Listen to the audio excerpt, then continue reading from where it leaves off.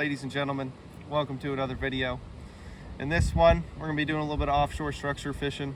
And it's going to be a little bit different than like your TVA fisheries that you see where the guys are just out there just whaling on them non-stop for like an hour or so catching fish after fish, or your Sam Rayburn's Toledo Bends, where those lakes, they get fish grouped up in offshore schools of 20, 30, 50 plus fish, even sometimes 100 fish schools. And where we're at today in the Metroplex, the DFW Metroplex that is, it's a lot different than how they do it out there. It's more you get out there with your electronics. Well, you're just looking for isolated little pieces of structure, whether it's brush piles, rock piles, ends of boat ramps, just places that these fish can move to and basically live during the summer months, right after they spawn. Basically, they could move out. They're easy to get to from spawning bays, and then they can just sit out there and feed all summer long, be lethargic, do whatever bass do during the summertime when they're not biting.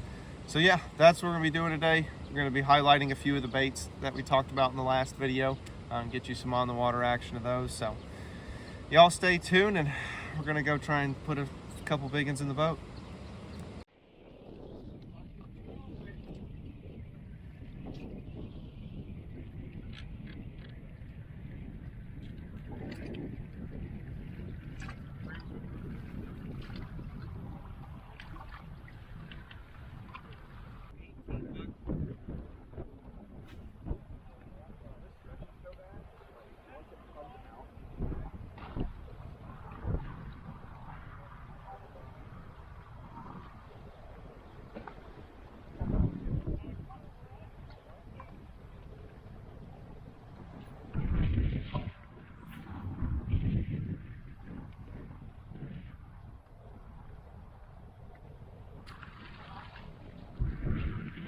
Number one, boys.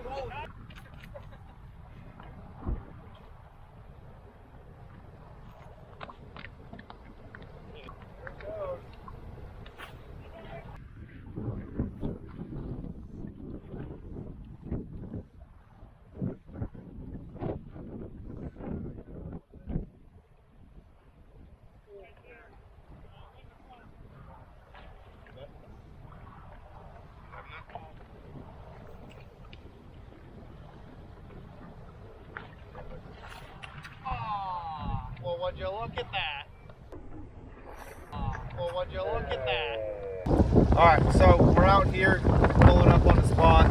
It's an offshore rock pile.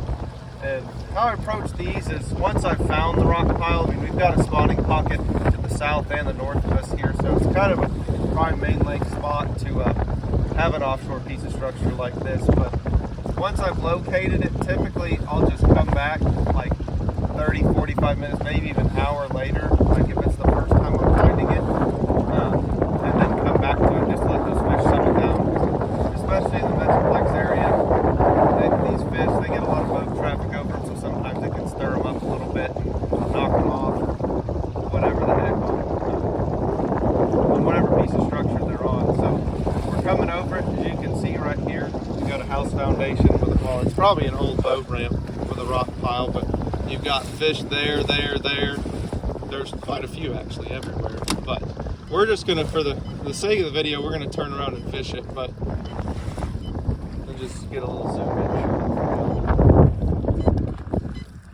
in. Yeah, you got some fish. They may not be bass just because we're that's how it rolls in the Metroplex. You got so many carp, gar, and just whatever the heck else swims. Drum too, but we're gonna give her a shot and see if we can't put one in the boat real quick for you.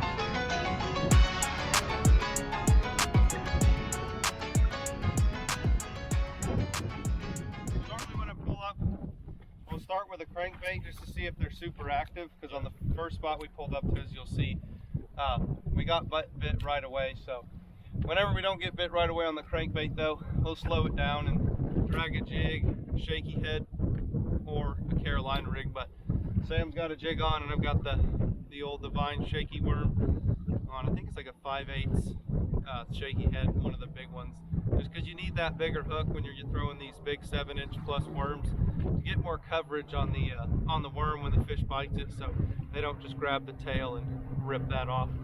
So I'm going to toss this stuff around, drag around for a second, and then probably get on out of here.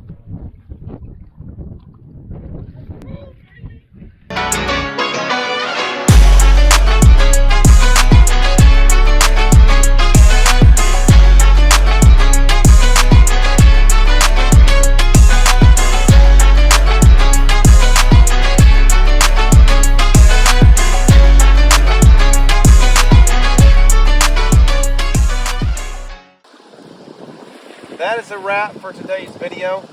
It unfortunately was not a slugfest, but hopefully y'all got a few things to take away from this video. Just fishing in the summertime in the DFW Metroplex. I mean, it applies to everything that we've been saying in this video is fairly applicable to almost every lake in the Metroplex.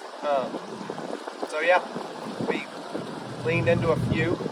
Nothing crazy. You dumped off one right at the beginning, and then Sam behind the camera just he put a true giant in the boat. I mean, it was about that long, but I mean, as long as you catch something, it's not a complete bust. But like I said, I hope y'all learned something from this video and can apply it to your fishing the next time you're on the lake. And let me know in the comments what y'all want to see next, and like and subscribe, and thank y'all for watching. See you next time.